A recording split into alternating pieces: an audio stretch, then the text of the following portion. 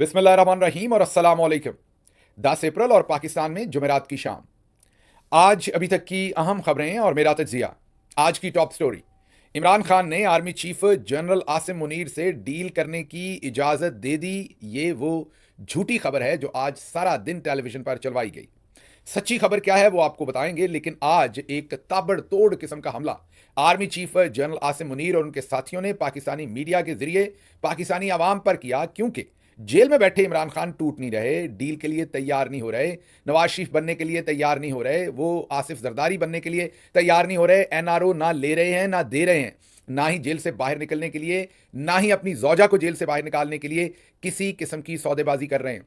उनको एक छोटे से पिंजरे में बंद करके भी देख लिया, उनके ऊपर गर्मी की मुसीबतें ढा के भी देख ली, उन पर सर्दी का जो बदतरीन सर्दी के दिन थे वो भी उनसे तमाम चीज़ें छीन के देख ली, उन्हें बासी गंदा खाना देकर भी देख लिया। वो फिर भी खुश हैं अंदर और इबादत में मगन है और अपनी कमिटमेंट जो उनकी आवाम के साथ है उस पर खड़े हैं कि मैं टूटूंगा नहीं, मैं झुकूंगा नहीं। इन हालात में वो तो नहीं टूटे, लेकिन जो फोकस था, जो इस्तदलाल था, या जो एक जाली औरा था army chief general Asim Munir और उनके साथियों का, वो टूटता और बिखरता हुआ नजर आ रहा है। क्योंकि अब जब उनसे इमरान खान नहीं टूटे तो पहले उन्होंने इमरान खान की जो इंडिपेंडेंट मुलाकातें थी, ऐसे लोग जिन्होंने बाहर की सूरत हाल अंदर बतानी थी, अंदर की सूरत हाल बाहर बतानी थी, सबसे पहले फेज में उनकी मुलाकातें बंद की गई। अब दूसरे फेज में हर रोज मीडिया पर यह कहा जा रहा है कि डील हो रही है, हो चुकी है। और यह सिलसिला शुरू किया था 22-23 याद कीजिए मार्च से, जब अमेरिका से कुछ डॉक्टर्स को लाकर ये छुरली छोड़ी गई थी कि मुज़ाकरात शुरू हो गए हैं। उसके बाद आपने देखा कि मुज़ाकरात शुरू क्या होने थे, उसके बाद ज़िंदगी और तंग हो गई पाकिस्तान तहरीके इंसाफ पर भी और ख़ुसूसन इमरान खान पर। उसके फ़ौरन बाद मतलब 20 तारीख को इमरान खान की बहनों की मुलाकात होती है और ये जो मुज़ाकरात का शोशा है ये 22-23 तारीख को छोड़ा जाता है और उसके बाद फिर मुलाकातें भी बंद कर दी जाती हैं। 20 के बाद आज तक कोई मुलाकात नहीं करवाई गई। लेकिन आज जो किया गया पाकिस्तान के टेलीविजन पर, ये कम देखा और इसके लिए बहुत ही धीमे और अच्छे सहाफ़ी हैं अजमल जामी साहब, उनको इस्तेमाल किया गया। मैं इस्तेमाल का लफ्ज़ इसलिए कह रहा हूं कि उन्हें गलत खबर फीड की गई, जिसको फौरी तौर पर तहरीक इंसाफ ने डिनाई कर दिया। खबर यह दी गई कि अब अजमल जामी साहब कहेंगे कि नहीं, ये खबर दुरुस्त है। उनसे कभी इसके ऊपर दोबारा बातचीत करेंगे। हो सकता है कि अगर वो ये खबर दें कि शहबाज गिल साहब ने ये बात कही है और उनको ये यकीन दिलाया जाए कि शहबाज गिल जो है वो इसे डिनाई नहीं करेंगे, या ये भी यकीन दिलाया जाए कि शहबाज गिल डिनाई भी करें तो हकीकत यही है, तो इस हद तक तो सहाफ़ियाना तरीके से खबर दुरुस्त समझी जाती है अमूमी। लेकिन मैं उनको इसके भी पीछे जाके बताता हूं कि ये फिर भी खबर दुरुस्त नहीं है, क्योंकि इमरान खान ने ऐसी किसी बात की इजाज़त नहीं दी। आज सुनो टीवी के ऊपर सारा दिन फट्टे चलते रहे कि इमरान खान की जब बैरिस्टर गौहर से मुलाकात हुई तो उसमें army chief general Asim Munir, ज़ाहिर नाम नहीं लिखा गया, स्टैब्लिशमेंट कहा गया, वहां उनसे बातचीत के लिए इमरान खान ने उनको इजाज़त दे दी और उन्हें ताकीद की कि आप एक कमेटी बनाएं जो मुज़ाकरात करे। दूसरी बात यह की गई कि अलीमा खानम, क्योंकि बाहर जाकर जो यूट्यूब पर वीलॉग्स करते हैं उनके साथ बात करती हैं और काइंड ऑफ इंतशार फैलाती हैं, इसलिए सोनो टीवी ने, अजमल जामी ने खबर दी कि इसलिए इमरान खान ने खुद अपनी बहन से मिलने से इनकार कर दिया है। माशाल्लाह, मतलब जनरल्स ने खबर घड़ी भी है और खबर उसमें अजमल जामी साहब को इस्तेमाल भी किया है, तो बस कपड़े धोने वाले साबुन की तरह इस्तेमाल कर डाला है। मतलब कि बल्कि बर्तन धोने वाले, मीन झाग भी नहीं बनने दी और साबुन भी इस्तेमाल हो गया। कहने का मतलब यह है कि इस बदतरीन तरीके से अजमल जामी को इस खबर में, हमारे दोस्त हैं, मोहतरम है हमारे लिए, इस बदतरीन तरीके से उनका इस्तेमाल किया गया है कि मुझे खुद हैरानी है कि why he didn't put his mind कि उन्हें यह खबर देनी चाहिए कि नहीं, क्योंकि वो क्रेडिबल आदमी है, उनको अपनी क्रेडिबिलिटी के साथ ऐसे नहीं करना चाहिए था। बहरहाल यह कहा गया कि इमरान खान अलीमा खानम से नहीं मिल रहे, मतलब कि ये नहीं, उलट खबर दी जा रही, ये नहीं कि अलीमा खानम को नहीं मिलने दिया जा रहा, बल्कि ये कहा जा रहा है कि ये इमरान खान का फैसला है अंदर से कि वो अलीमा खानम से नहीं मिलना चाहते, क्योंकि अलीमा खानम बाहर जो है वो बहुत सारी ऐसी बातें कर देती हैं जो डील के खिलाफ है, जो मुज़ाकरात के खिलाफ है। और साथ ये कहा गया कि किसी सूरत भी पाकिस्तान तहरीक इंसाफ का जो सोशल मीडिया है वो किसी सूरत भी तनकीद नहीं करेगा, किसी सूरत भी वो ऐसा बयानिया नहीं देगा जो मुज़ाहमती होगा। अब मुफाहमत करनी है, ये इमरान खान ने ताकीद की है और कहा है कि कमेटी बना दें। अच्छा, इमरान खान ने तो कहा है कि नहीं, ये तो आप किसी छोटे से बच्चे से भी पूछ लें तो वो भी आपको बता देगा कि यह खबर झूठ है, ये इमरान खान ने नहीं कहा। और ज़ाब्ते के लिए बता दूं कि पाकिस्तान तहरीक इंसाफ ने अपने ऑफिशियल ट्विटर हैंडल से इस खबर को फौरी डिनाई किया। बैरिस्टर गौहर ने इसको डिनाई किया, मेरी उनसे खुद बात हुई, उन्होंने कहा कि मैंने इसे डिनाई किया है। उसके बाद इस खबर को शेख वकास अकरम से मेरी बात हुई, उन्होंने भी इसे डिनाई किया है और पूरी पार्टी ने इसको डिनाई किया कि इमरान खान ने ऐसी कोई इंस्ट्रक्शंस नहीं दी। अब ये तो कॉमन सेंस भी है कि वो कभी भी नहीं कहेंगे कि मैंने अपनी बहन से नहीं मिलना, ये समझ आ रही, लेकिन इससे एक चीज़ पता चलती है कि जनरल साहबान कितने डेस्परेट हैं, और ये जो तमाम झूठी खबरें लगवाई हैं ये असल में जनरल साहबान चाहते हैं। जनरल साहबान व्लॉगर्स को चुप करवाना चाहते हैं, सोशल मीडिया से मुज़ाहमती ट्वीट्स को खामोश करवाना चाहते हैं, कमेटी बनवाना चाहते हैं, मुज़ाकरात करवाना चाहते हैं, अलीमा खानम साहबा को रोकना चाहते हैं। तो बहुत शुक्रिया, जैसे आपने तमगे देकर, याद है ना आपको तमगे दिए थे इन्होंने, जैसे आपने तमगे देकर अपने तमाम जो खच्चर थे उनके ऊपर आपने स्टैंप लगा दिए थे कि ये हमारे खच्चर हैं, इनको पहचान ले, तो अब किसी को कोई कमी बेशी नहीं रह गई कि कौन टाउट है कौन नहीं। आपने तमगे देकर उनकी खुद ही लिस्ट जारी कर दी।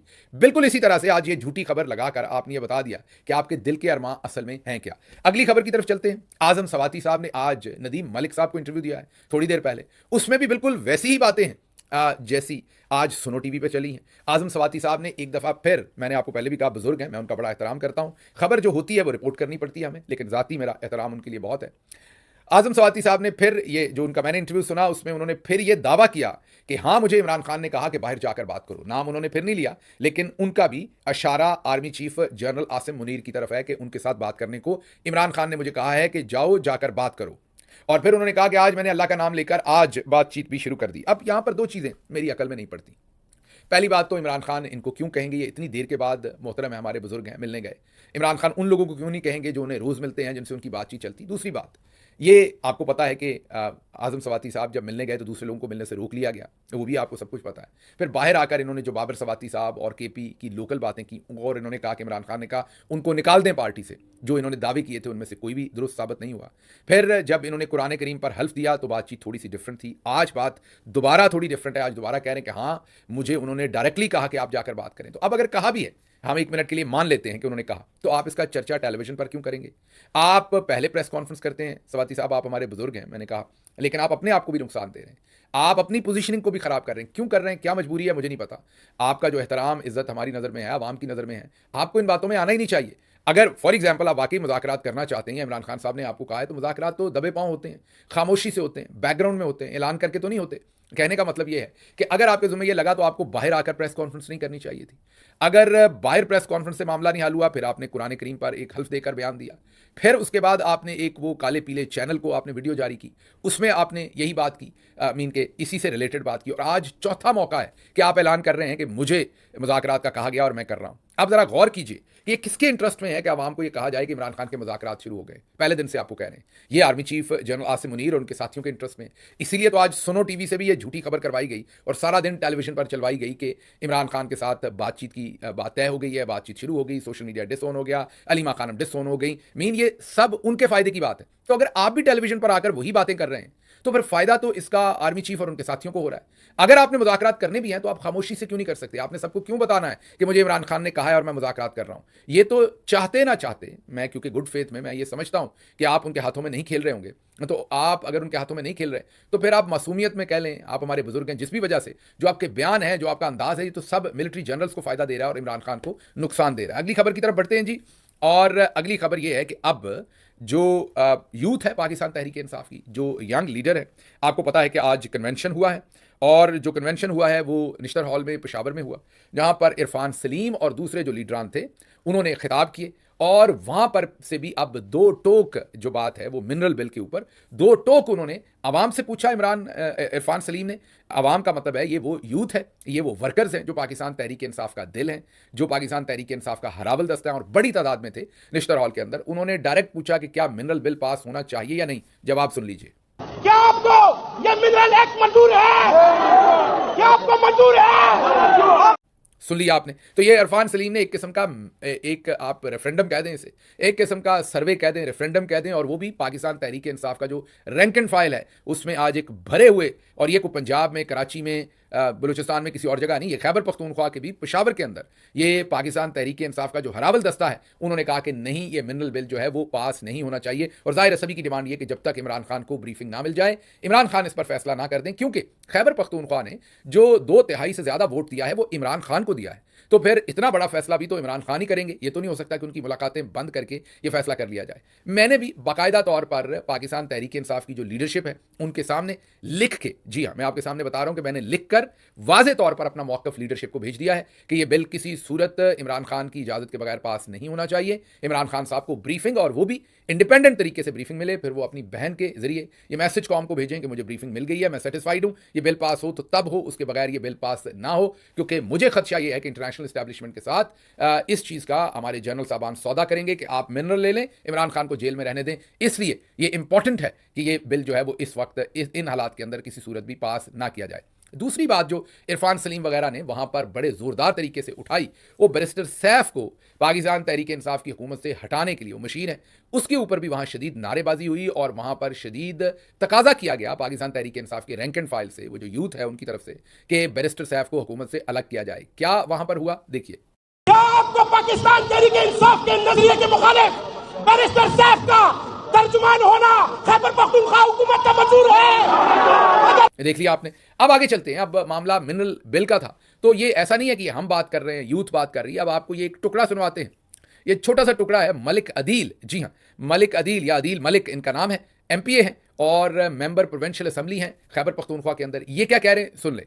हमारा सिर्फ एक एजेंडा, हर स्टैंडिंग कमेटी में मैं कहता हूं एक एजेंडा होना चाहिए कि हमें पॉलिसी बनानी चाहिए कि इमरान खान को हमने कैसे रिलीज कराना है अडयाला जेल से।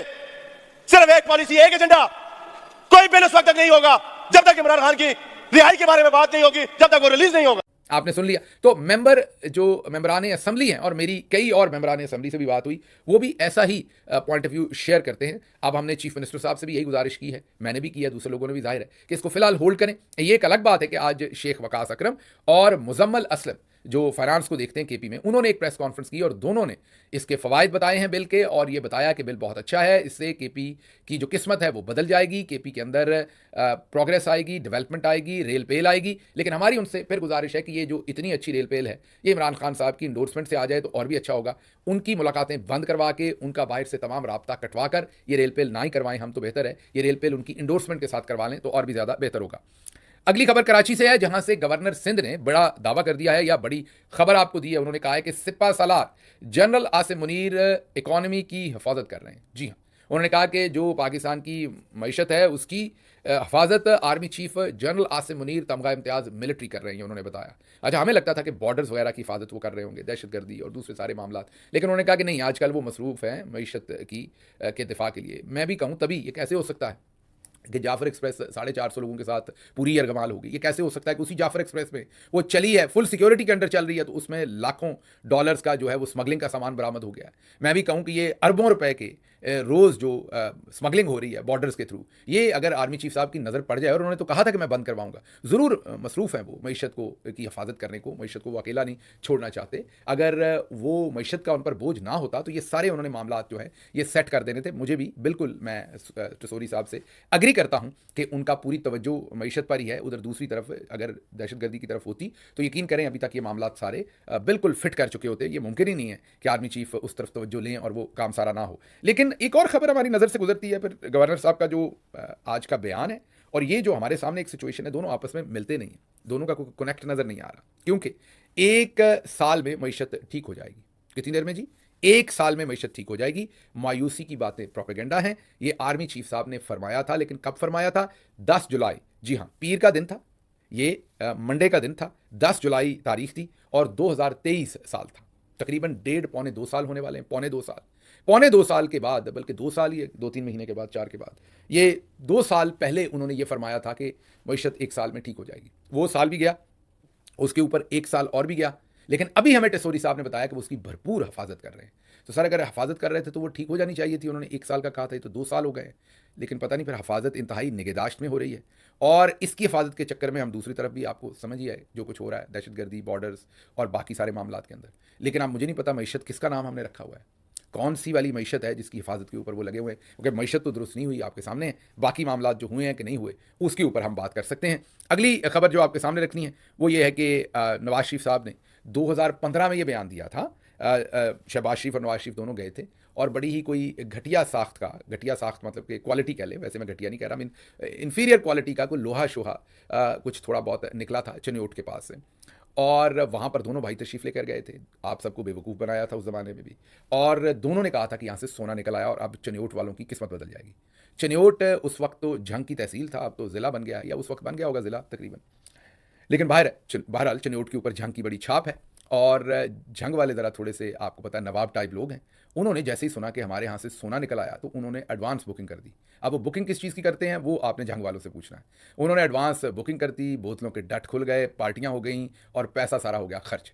सोना बाद में ना निकला, तो झंग वाले आज तक वो कर्जा उतार रहे हैं, इन दोनों भाइयों ने जो उनको बेवकूफ़ बनाया। अच्छा, आप सबके लिए ये भी बता दें कि कई दफ़ा ज़मीन में सोना या और कुछ एलिमेंट्स होते हैं, लेकिन उनको निकालने की कॉस्ट उनकी कीमत से ज़्यादा आ जाती है। मतलब अगर कहीं सोना है और वो इतनी ज़्यादा तादाद में नहीं है कि आप उसे निकाल के बेचें तो आपको मुनाफा बख्श हो, मीन जितने का वो सोना बिकना उससे ज़्यादा अगर निकालने पर पैसे लग रहे हैं तो फिर वो फ़ायदेमंद नहीं होता, उसे उधर ही छोड़ दिया जाता है। तो चिनोट में भी अगर कहीं पर कुछ थोड़ा बहुत कोई ज़्यादा लोहे के अंदर थोड़ा बहुत सोना कहीं होगा अभी तो वो वायबल नहीं था। लेकिन इन दोनों भाइयों ने तो बेवकूफ़ बनाना था कौम को, और वहाँ नवाज शरीफ साहब ने कहा था कि अब कशकोल इतनी ज़ोर से पटकेंगे कि पाश पाश हो जाएगा।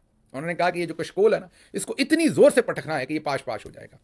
वो दिन दूर नहीं जब हम कशकोल तोड़ने के लिए बाकायदा तकरीब का इनेकाद करेंगे। पाकिस्तान के तमाम मसाइल अगले 3 साल में ख़त्म हो जाएंगे। चिन्योट में सोने, तांबे और लोहे के ज़खायर मिलने पर फरवरी 2015 में उस वक्त के वज़ीर आज़म नवाज शरीफ साहब ने यह खिताब किया था। लेकिन उनको भी नहीं था पता होगा कि आर्मी चीफ जनाब जनरल आसिम मुनीर साहब मईशत की हिफाजत पर बैठे हुए हैं। आप सबका बहुत शुक्रिया। पाकिस्तान जिंदाबाद।